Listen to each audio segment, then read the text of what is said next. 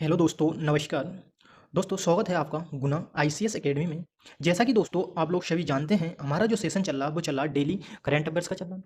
आज का जो हमारा करंट अफेयर्स है दोस्तों वो है 2 जनवरी 2024 का करंट अफेयर्स है। दोस्तों, इस सेशन के अंतर्गत हम लोग वो सभी इंपॉर्टेंट क्वेश्चंस देखेंगे जो सभी प्रतियोगी परीक्षाओं हेतु महत्वपूर्ण है। इसी रूप में दोस्तों आज का जो हमारा पहला क्वेश्चन है वो है, हाल ही में किसे कांगो लोकतांत्रिक गणराज्य के नए राष्ट्रपति के रूप में चुना गया है? तो ऑप्शन है Emmerson Mnangagwa, Felix Tshisekedi, Tharman Shanmugaratnam, Daniel Noboa. अगर दोस्तों देखा जाए, हमने जब देखा था एमरसन जो मंगागवा थे वो जिम्बाब्वे के राष्ट्रपति हैं। वहीं अगर देखा जाए थरमन जो शनमुगरत्नम है वो सिंगापुर के राष्ट्रपति हैं, जबकि डेनियल जो नोबोआ है वो इक्वेडोर के राष्ट्रपति हैं। इसी प्रकार दोस्तों फेलिक्स जो तसेकेदी हैं वो हाल ही में कांगो लोकतांत्रिक गणराज्य के लगातार दूसरी बार राष्ट्रपति बने हैं। इस प्रकार इसका आंसर होगा ऑप्शन नंबर बी, फेलिक्स होगा।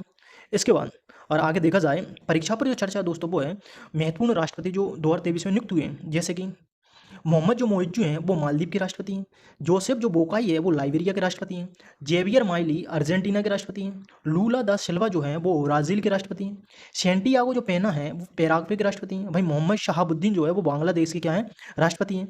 इसके बाद दोस्तों अगर आगे देखा जाए, हाल ही में जो फेलिक्स को कांगो लोकतांत्रिक गणराज्य का लगातार दूसरी बार राष्ट्रपति चुना गया। इसके बाद अब अगर देखा जाए अगला जो क्वेश्चन है वो है, हाल ही में किसे केंद्रीय रिजर्व पुलिस बल यानी कि सीआरपीएफ का महानिदेशक नियुक्त किया गया? प्रमोद अग्रवाल को, प्रकाश श्रीवास्तव को, अनीश दयाल सिंह को या सीएस राजन को? जैसा कि प्रमोद जो अग्रवाल हैं उन्हें हाल ही में बॉम्बे स्टॉक एक्सचेंज का चेयरमैन नियुक्त किया गया। वहीं जो प्रकाश श्रीवास्तव हैं उनको राष्ट्रीय हरित न्यायाधिकरण का अध्यक्ष नियुक्त किया, यानी कि एनजीटी नेशनल ग्रीन ट्रिब्यूनल का अध्यक्ष नियुक्त किया गया। वहीं सीएस राजन को हाल ही में कोटक महिंद्रा बैंक का अध्यक्ष नियुक्त किया, जबकि अनीश दयाल जो सिंह हैं इनको हाल ही में सीआरपीएफ का आंसर होगा option number C, Anish Dayal Singh है। इसके बाद और आगे देखा जाए परीक्षा पर जो चर्चा है वो है 2023 में जो हुई महत्वपूर्ण नियुक्तियां, जैसे कि मनोरंजन जो मिश्रा थे वो आरबीआई के कार्यकारी निदेशक नियुक्त किए गए। वहीं प्रवीण जो मधुकर हैं उन्हें सीबीआई का संयुक्त निदेशक नियुक्त किया गया, जबकि राजन जो मेनन हैं उन्हें सशस्त्र बल न्यायाधिकरण के अध्यक्ष नियुक्त किए गए, जबकि हीरालाल जो सामरिया हैं उन्हें मुख्य सूचना आयुक्त नियुक्त किया गया। और आगे देखा जाए राहुल नवीन को प्रवर्तन निदेशालय के निदेशक के रूप में नियुक्त किया गया है। इसके बाद और आगे देखा जाए राजकुमार जो राव हैं, राजकुमार राव को चुनाव आयोग के नेशनल आइकॉन के रूप में नियुक्त किया गया था। गिरीश चंद जो मुर्मू हैं उनको संयुक्त राष्ट्र लेखा परीक्षक पैनल के उपाध्यक्ष के रूप में नियुक्त किया गया, जबकि अनिल शाह को फिक्की के अध्यक्ष के रूप में नियुक्त किया गया। वहीं जो के एन शांति जो कुमार हैं उन्हें press trust of India board का यानी कि पीटीआई का अध्यक्ष नियुक्त किया गया था हाल ही में। इसके बाद और आगे देखा जाए आलोक जो शर्मा हैं उन्हें स्पेशल प्रोटेक्शन ग्रुप यानी कि एसपीजी का महानिदेशक नियुक्त किया गया। वहीं राजीव जो गोवा हैं वो भारत के कैबिनेट सचिव हैं।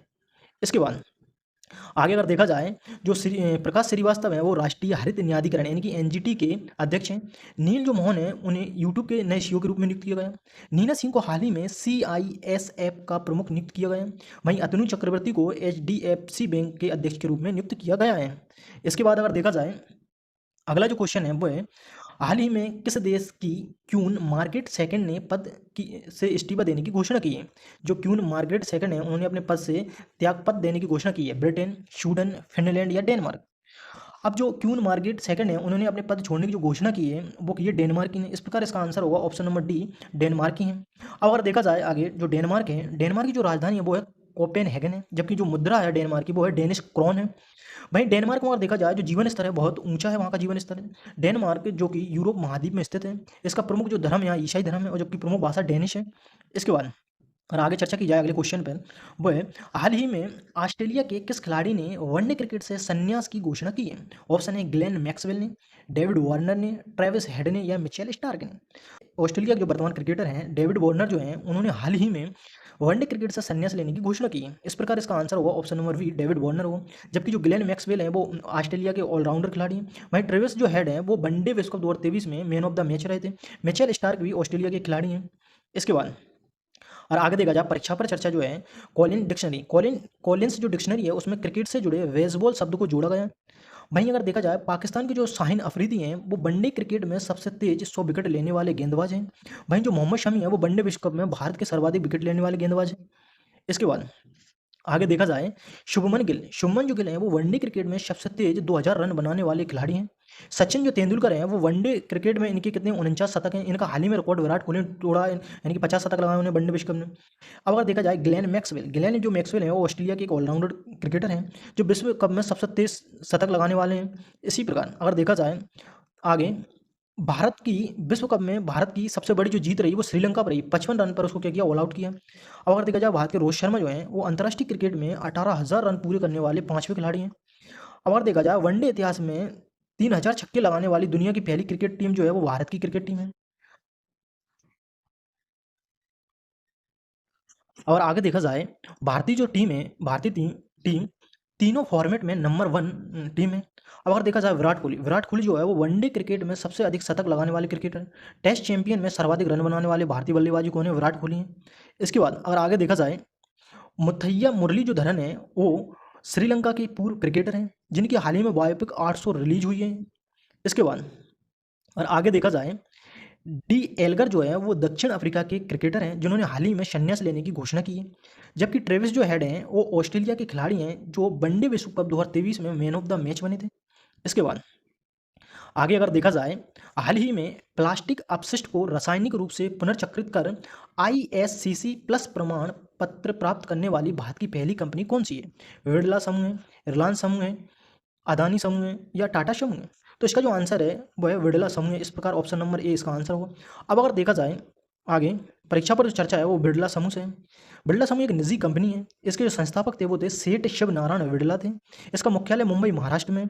वर्तमान अगर इसके अध्यक्ष देखा जाए तो कुमार मंगलम बिरला है। इसके बाद अगला जो क्वेश्चन है उससे पहले आज का शुभ विचार है वो है कि बीता हुआ कल कभी बदला नहीं जा सकता लेकिन आने वाले कल हमेशा आपके हाथ में होता है। यानी कि बीता कल जो गुजर गया उसको आप बदल नहीं सकते लेकिन आने वाले जो कल है उसको आप बदल सकते हो। इसके बाद अगला जो क्वेश्चन है वो है भारत और यूएई के बीच संयुक्त सैन्य अभ्यास डेजर्ट साइक्लोन 2024 का जो आयोजन हुआ वो कहाँ प्रारंभ होगा? उत्तराखंड में, गुजरात में, राजस्थान में या पंजाब में?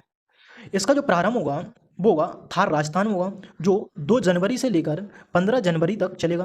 कब तक चलेगा? 2 जनवरी से 15 जनवरी तक चलेगा। इसका जो प्रथम संस्करण हुआ था वो 2008 में हुआ था।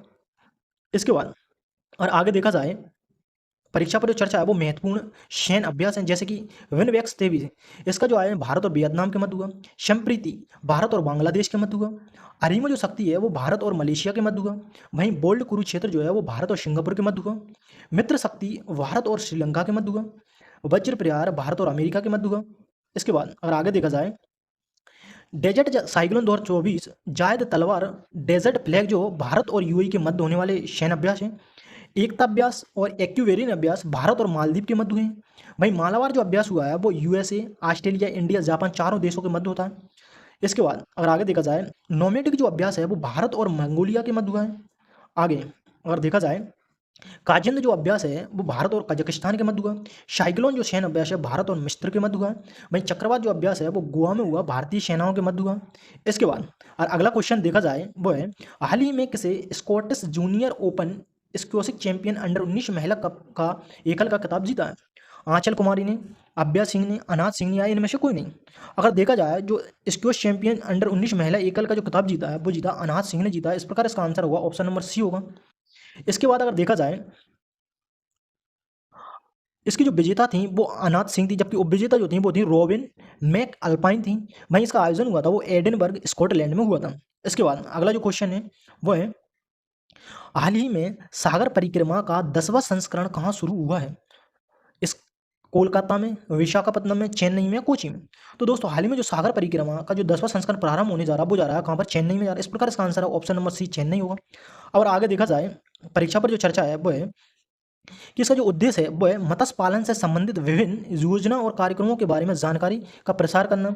यानी कि जो सागर परिक्रमा योजना है उसका उद्देश्य ये है कि मत्स्य पालन से संबंधित जो विभिन्न योजनाएं हैं और कार्यक्रम हैं उनके बारे में लोगों को जानकारी देना। इसका जो पहला चरण हुआ था वो हुआ था 5 मार्च 2022 में मांडवी गुजरात में हुआ था। जबकि इसका हाल ही में जो 10वां संस्करण हो रहा है वो 1 जनवरी से 6 जनवरी के मध्य चेन्नई से हो रहा है इसकी शुरुआत।